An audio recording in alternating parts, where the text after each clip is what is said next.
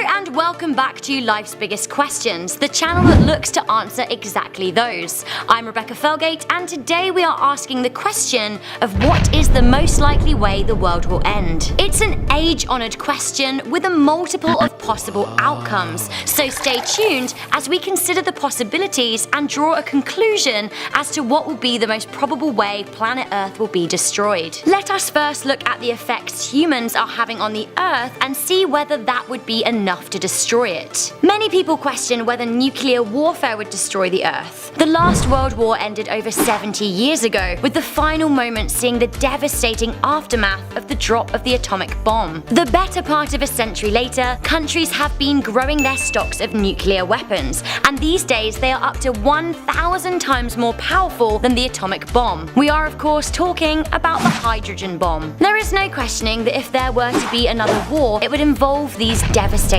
weapons. But could the detonation of a number of hydrogen bombs destroy the Earth? The biggest and most powerful bomb ever tested was the Tsar Bomber, detonated in Russia in 1961. The detonation was the biggest man-made explosion of all time and caused windows to crack 900 kilometers away. Stop doing this! Despite its huge potential for devastation, it would take 15,594 of them to destroy the whole world. However, it would only take 1,000 or so to destroy life on Earth. If this many were dropped, atmospheric radiation poisoning would cause cancer and birth defects, and may even cause total wipeouts of species. Still, not enough to bring about the physical end of the planet. Even if we did drop 15,000 and change, there's no way that we could possibly coordinate such an attack on our own planet. Of course, if we are talking about ways humanity could end, the list doesn't stop at warfare. Global pandemic is unlikely, but could see the end of our species, as could numerous nuclear meltdowns, adverse global warming effects, the eruption of a supervolcano blocking out the sun, the evolution of artificial intelligence leading the robots to murder us all, and of course, alien interception. While these factors have varying levels of probability, we would put our money on chemical warfare. However, as our question isn't what is the most likely way humanity will die out, let's get back to our question in hand. Turning to the cosmic, have you ever heard of a solar flare? These are big bursts of electromagnetic energy and particles that burst from the sun. Some people worry that so-called killer solar flares would lick the Earth with enough energy to destroy it. But don't worry, these happen roughly every 11 years and mainly just interfere with our communication systems. They cannot damage the structure of the Earth, the top dogs at NASA say so we really shouldn't worry. Something to worry about in around 1.1 billion years, however, is the life cycle of the sun. As we know, our Earth is part of a solar system that orbits around our sun. Our sun, like all stars,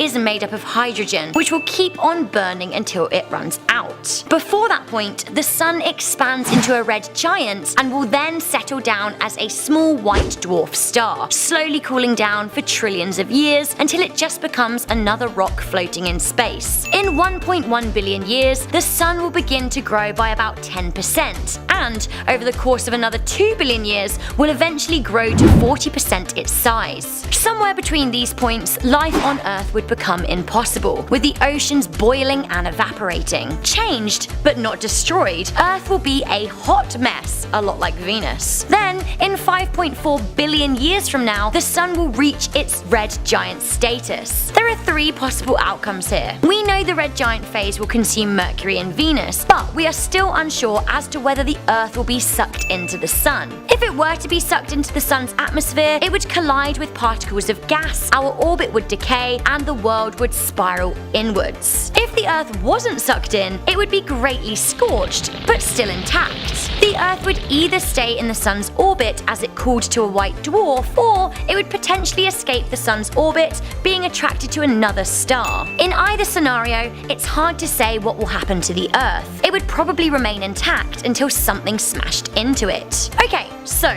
collision. Could an asteroid destroy the Earth? NASA has spotted an asteroid that has been named Bennu, which could cause, and I quote, immense suffering and death. Bennu is approximately 500 meters in diameter and is due to pass through the gap between the Earth and the Moon in the year 2185. A long way off, sure, but not too distant in the future. If Bennu is knocked even slightly off its course, it could smash into the Earth, and if it did, it would hit with the energy impact of 3 times more than all of the nuclear weapons detonated throughout history. However, on a global scale, things wouldn't be too bad. Depending on where Bennu hit, it could destroy the best part of a small city or spark a devastating tsunami, both of which would include the loss of life on a mass scale, but would not be enough to wipe out humanity or even come close to destroying the Earth, save, obviously, for a pretty sizable crater dent. It would take something a lot bigger than any asteroids we have ever known to destroy the Earth, a planet, for example, but that is more than extremely unlikely while we remain in the protection of our current orbit. There is something out there lurking that actually does have the real power to destroy the Earth, and that is a black hole. To put it simply,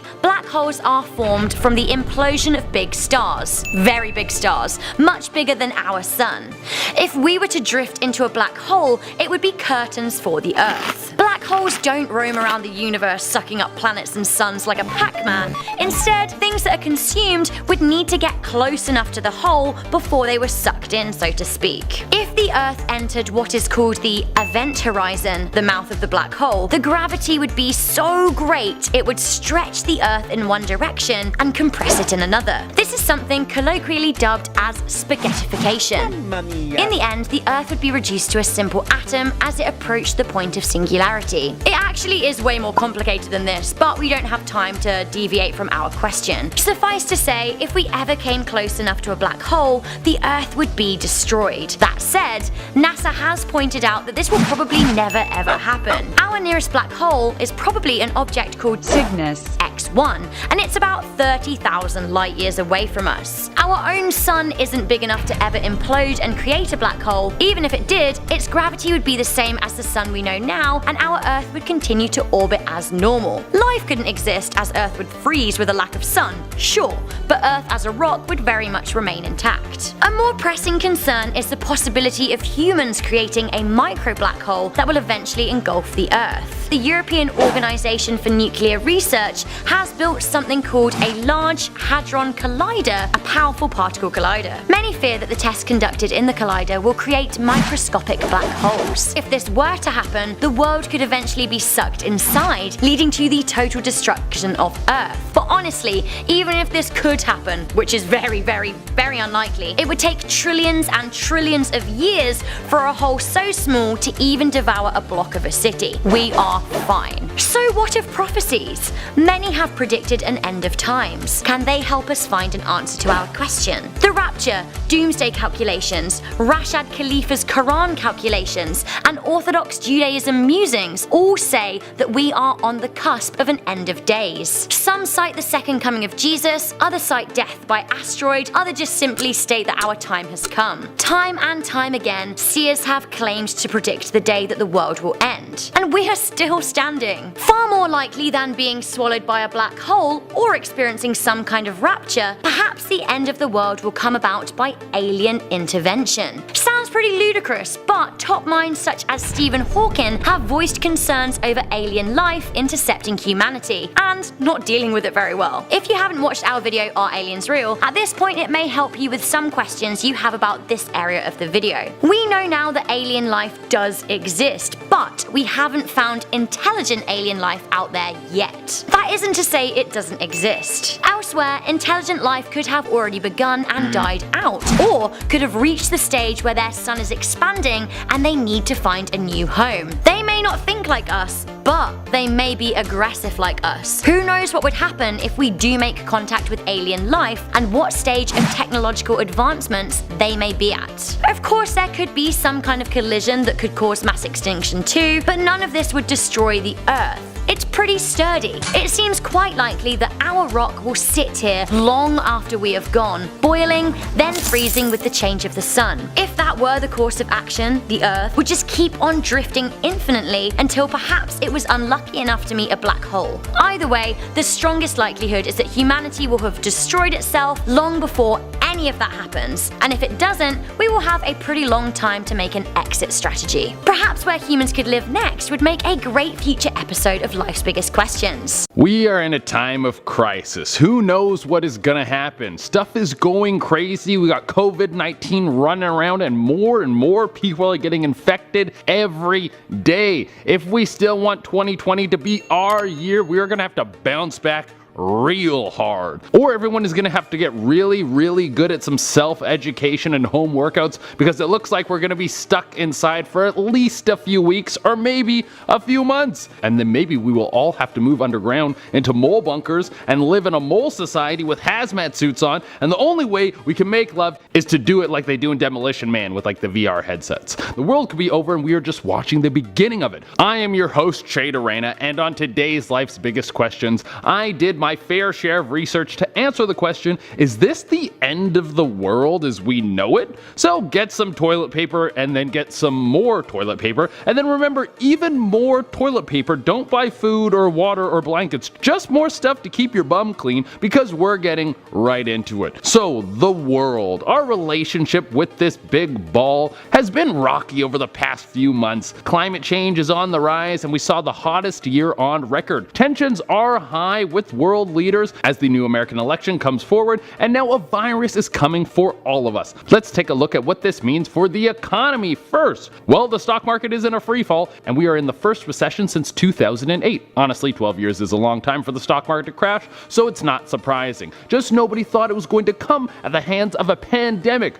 Without people being able to go out to movies, sporting events, or really any social gathering, nobody is spending money. Many people are out of jobs. If you work at a restaurant, there's a good chance that it is closed down. That means nobody is making money, so even less people are spending money. This causes the stocks to shoot into the ground. For most of the larger companies, they will survive this. Someone like Disney has a massive vault full of money that they can dip into during these scary times. Don't worry about not getting the next Pixar movie. But for smaller businesses, this is where things can get scary. Unless you have a huge amount of savings, there might be nothing you can do to save your business. We might see mass closures of businesses, which is also terrible for the economy. Less business has less people with money, and with everyone dipping into their savings accounts to get through this period where nobody can work unless the government provides some sort of bailout to the people, we will see a continual tailspin until most companies are worthless, and then people go crazy and we have nothing left, and we have to have Mad Max in the streets with people committing crimes for broccoli.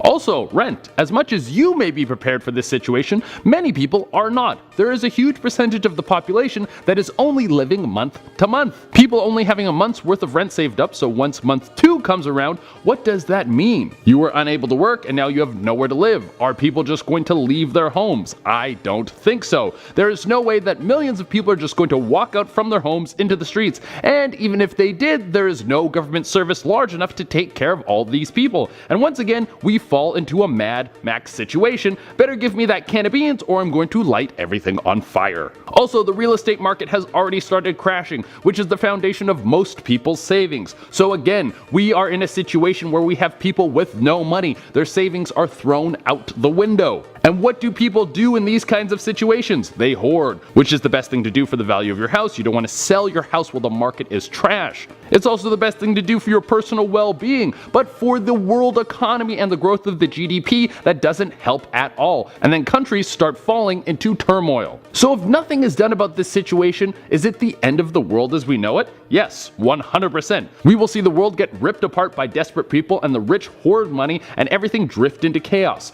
But that only happens if nothing is done, which should not be the case. Just like you and me, the world governments don't want to see everything fall into chaos. So what is the best way to stimulate the economy and encourage people to go out? Well, first find a vaccine to COVID-19, because people don't want to go out and get sick. And then you have to give them a bunch of money. Free money for the people so they want to go out and spend it. We might see the first introduction of something like standardized living income. $1,000 a month from the government right into your bank account to make sure you don't feel like you can't spend money. This isn't the first time a major world event has changed the way we function as a society. Income tax was introduced to help deal with the First World War. Now look at us. We pay that stuff even when we're fighting nobody.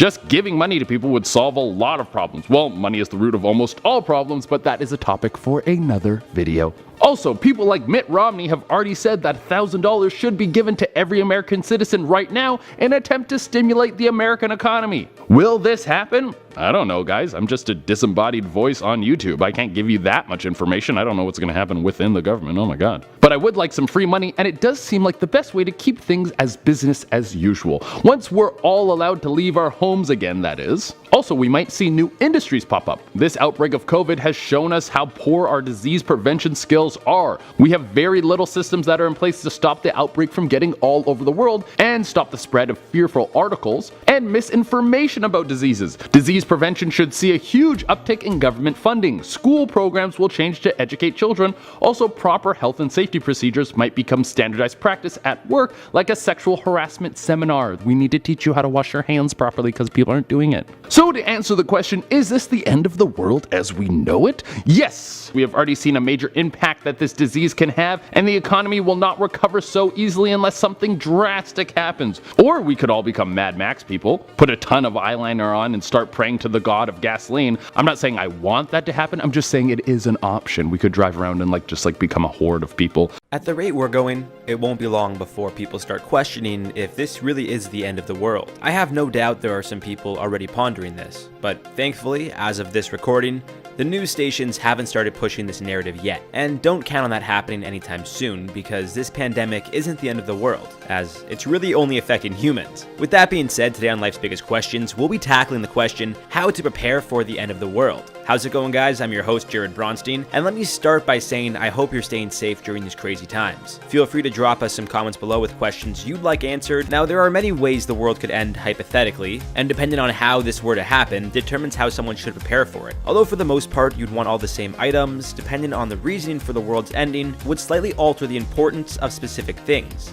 Example being, if you were caught up in a zombie apocalypse compared to a hurricane half the size of the planet, you'd probably move differently. That being said, there are things we all need to survive regardless of what's happening, such as food, water, and shelter. And in a perfect world, we'd all have underground shelters or bunkers in case of emergency, filled with non-perishable food items and tons of water. Unfortunately, not everyone has such a luxury, but that's alright, because we've got you guys covered here on LBQ. First things first, you'd want to stock up on gallons of water and non-perishable foods such as beans, rice, nuts, canned fruits, oats, noodles, and jerky. Anything that requires a fridge or freezer is a no-go, assuming you won't have power for very long. Which brings us to our next point. Laptops, cell phones, tablets, none of them are going to be working much longer. The internet will be shut off before you can post your next selfie, which means you'd want to stock up on batteries, as well as things such as carbon monoxide and smoke detectors, walkie-talkies, flashlights, and battery-powered heaters. Think about everyday essentials you normally don't think much about. Nail clippers, toothpaste, toilet paper, alcohol, band-aids, the list can go on,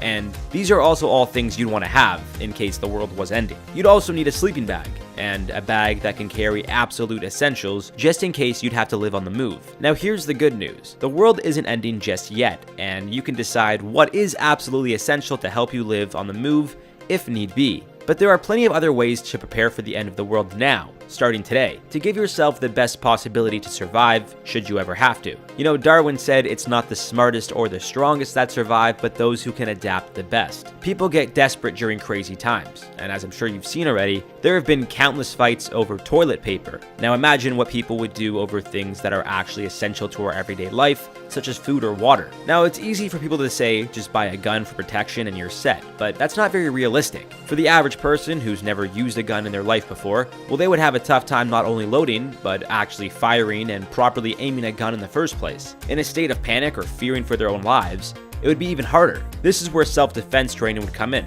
Learning enough fighting skills such as boxing, wrestling, sambo, karate, judo, the list goes on and on. Well, that would be incredibly useful. Now, I know all the gun lovers will argue that a gun can protect them against anything, and I'm not here to argue that. But when ammo is hard to come by, or your gun jams, you'll want to know how to protect yourself using hand-to-hand combat. Aside from the desperate people who may try to rob you for supplies, you'd also need to consider it's possible you'd be living among the wildlife. Depending where you decided to settle down, or if you were constantly on the move, you would need to be sure you had the ability to defend yourself if need be. Aside from this, you'd also want to be in the best possible shape of your life, meaning you should get a gym membership now. And this has nothing to do with self-defense, but more so being able to lift your own body weight, or move things if necessary. If for whatever reason you had to climb a fence or move heavy objects to build yourself a shelter, you'd want to be in shape to do so. If an animal you couldn't fend off was in pursuit of you, odds are you wouldn't want to gas out and risk losing an arm, leg, or possibly your life because you don't have the best cardio. Meaning a good way to prepare for the end of the world is to jump on a bike or the treadmill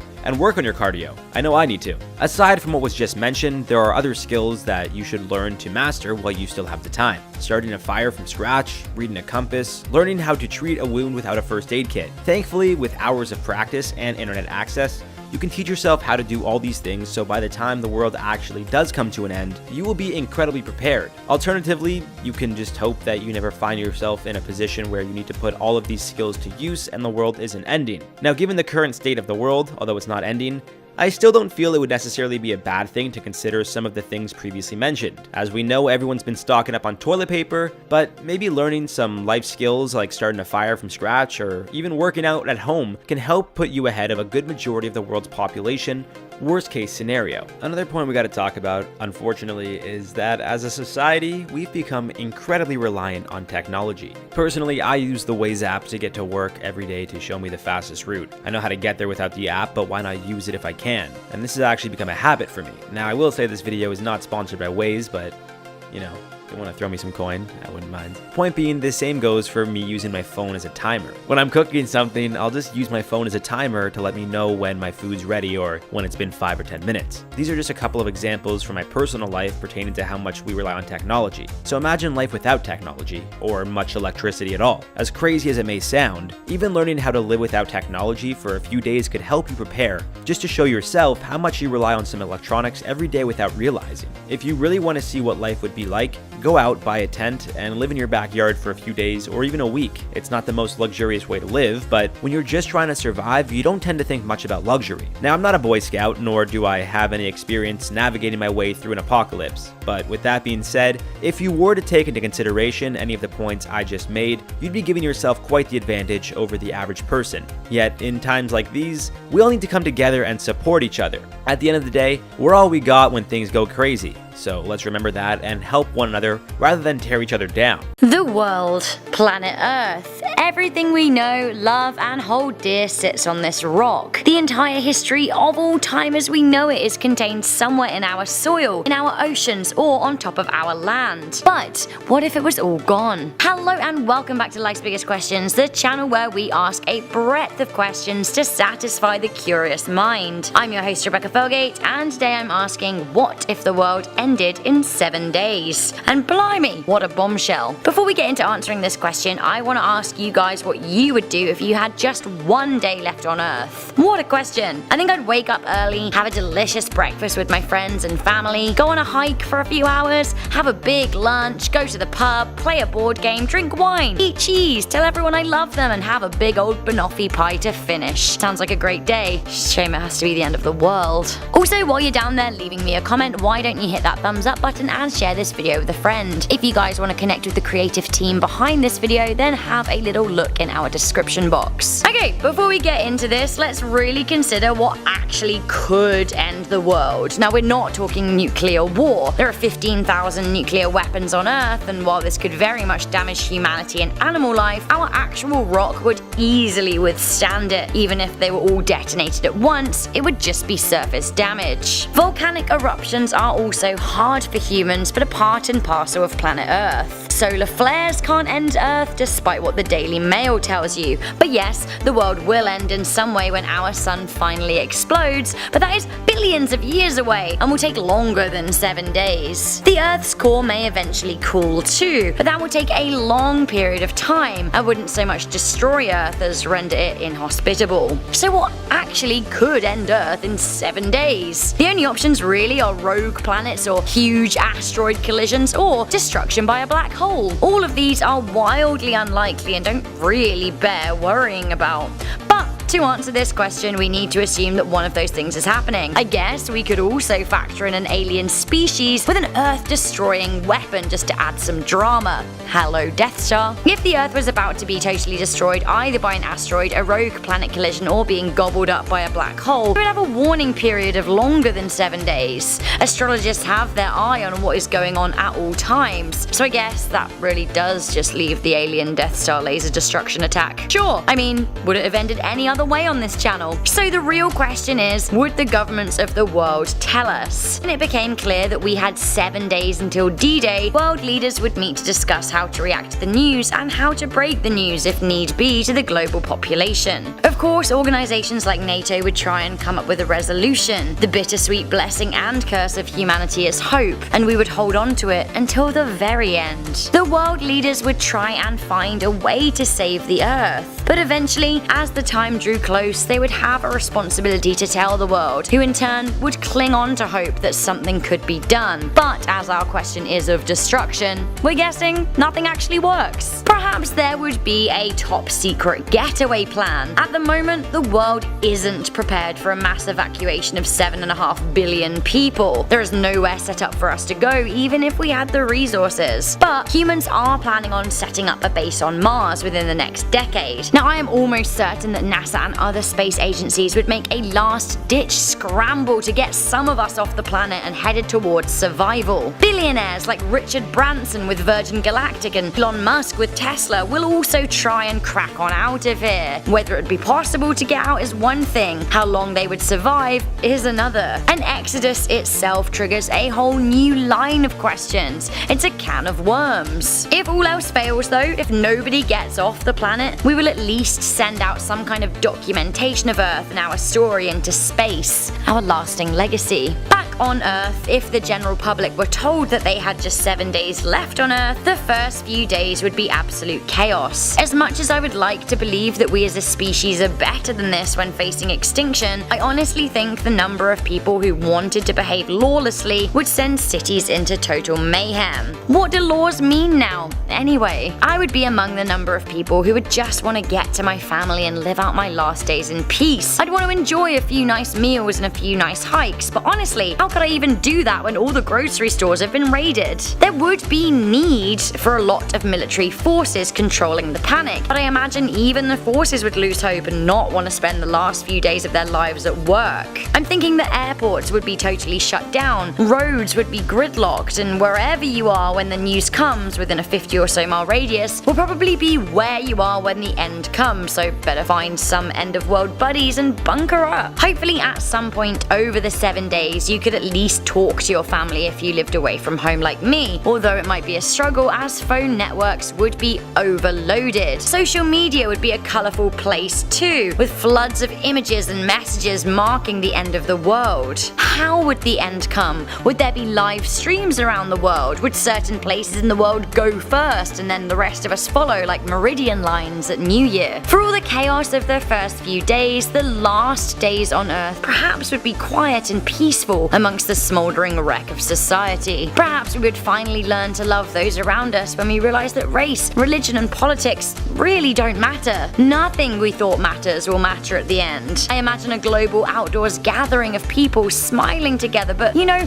maybe that's just too idealistic. On the final day, our only hope for humanity would be those who got away, if indeed they did, although their struggle to resettle will be the hardest thing that we as humans have ever faced. If nobody survives, then there will be nobody to tell the story of Earth, a rich 4.5 billion year history reduced to floating space rock. Our only hope of being remembered will be if another interstellar race intercepts our space capsule, and even if they do, who's to say that they would even be able to decipher what we said? Well guys, what a question. I'm sure that we could talk all day about what would happen if the world ended. It's such a multi-pronged topic with so much to cover, so do let me know if you want us to go into further detail. In the past 2 weeks, the number of cases of COVID-19 outside China has increased 13-fold, and the number of affected countries has tripled. It hasn't quite happened yet, which is a good sign, but pandemics always have the possibility of absolutely ending everything. We've written books and movies and video games about the end times following a deadly outbreak, so what if it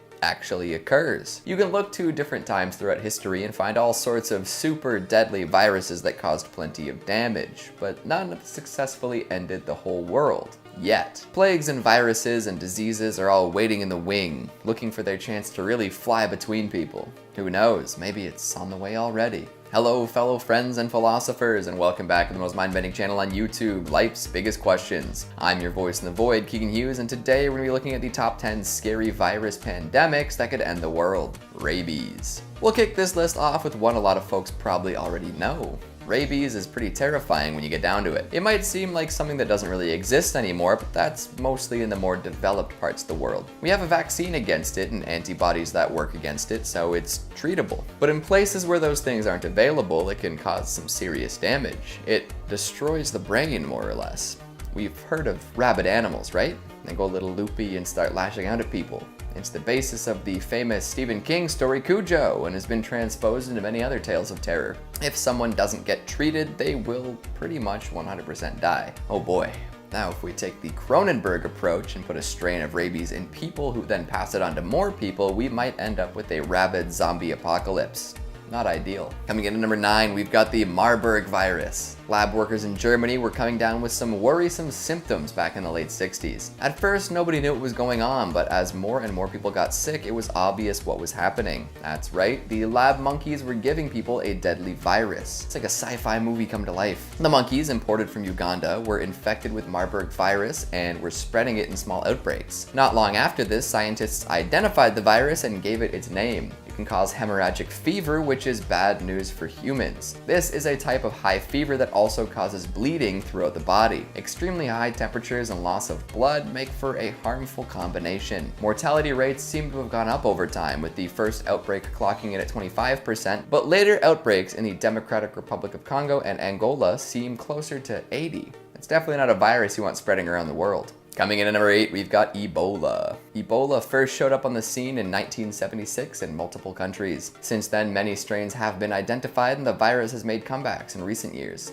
In fact, way before the 2014 outbreak, The Simpsons made reference to Ebola, causing many folks to believe that the TV show predicted the future. Some strains are totally harmless and non-deadly, but others have mortality rates pushing 70%. It spreads through contact with blood and bodily fluids, but can also be transferred via tissue from other infected people and animals. The current Ebola outbreak in West Africa started in 2014 and hasn't let up since. Some scientists say it's the most complex outbreak of the virus they've ever seen. Coming in at number 7, we've got Zika. While Zika might not be that harmful to adults or even children, this virus can cause big problems for infants who are still in the womb. People who are infected with the virus often end up giving birth to infants with birth defects. If it mutates in a certain way, we might even end up with a Children of Men scenario. It can be sexually transmitted, but it's mostly flown around by a particularly pervasive bug. Mosquitoes carry the virus around, infecting people through tainted bites. These nasty bugs thrive in warm and humid environments, which means that this virus is only a problem for certain parts of the world. However, in an apocalyptic scenario, we'd likely be experiencing a major climate shift anyways, so mosquitoes might find all sorts of new places to thrive and spread viruses. The full impact of Zika on the nations where it's currently located isn't known yet, but it seems as though we'll know in the coming years. Coming in at number 6, we've got hantavirus. When COVID-19 was just revving its engine, another virus came to the attention of the world. Being the panicky, worst scenario-seeking population we are, folks immediately looked ahead to viruses that might be as bad or worse than the one at hand. That's when hantavirus popped up. Originally garnering attention back in 1993, it caused a bit of a kerfuffle after 2 healthy young folks died within a few days of contracting the virus. It started with shortness of breath and ended with a total inability to breathe. Thankfully, it can't be transferred between humans. The only way to really get it is to somehow come into contact with the droppings of infected mice. In fact, the knowledge of hantavirus coming from mice dates way back in Navajo medical traditions. They didn't call it hantavirus though, because some scientist came up with that name years down the road. Coming in at number 5, we've got the Black Death. The bubonic plague. It seems to be so far in the past, but it actually still exists. There are hundreds of cases of this plague every year. At any moment, we could enter another era of plague-based insanity. Bodies in the streets, feces thrown from windows, using pretty smelling tonics to attempt cures. Or I guess we could use antibiotics to treat it, but still. The fact that a plague such as this could still be around in any capacity centuries after it ravaged the world is terrifying. Maybe it's just recouping some strength so it can come back deadlier than ever. Introduction of more meticulous hygienic practices would likely keep it at bay, but as we saw with COVID, people might just start stockpiling soap and hand sanitizer. Coming in at number 4, we've got the Spanish flu. Funnily enough, the Spanish flu didn't originate in Spain. Wild, eh? The virus was at its peak during World War I when a lot of folks were living in close quarters with questionable cleaning habits. Wartime nutrition, or malnutrition, didn't help people much either. The Spanish flu is known as one of the deadliest flu pandemics of all time and infected an estimated 500 million people. That's a lot of flu. Like 1/3 of the world that contracted this illness. If the war had continued for a longer period of time, or if the flu mutated in a deadly way, it might just have ended the world. Nice knowing you. Coming in at number 3, we've got the Plague of Justinian. We're getting real historic for this pandemic. Another bubonic plague outbreak, but much, much earlier. Not quite as deadly, but world populations were smaller back then. Named for the Byzantine Emperor Justinian, this plague essentially marked the end of his reign. Some say that it likely killed 50% of the people in Europe, with 25 million dying in about a year. At its peak, it was killing around 5,000 people per day. Numbers like that can definitely destabilize an empire. Imagine if it went further and killed even more people.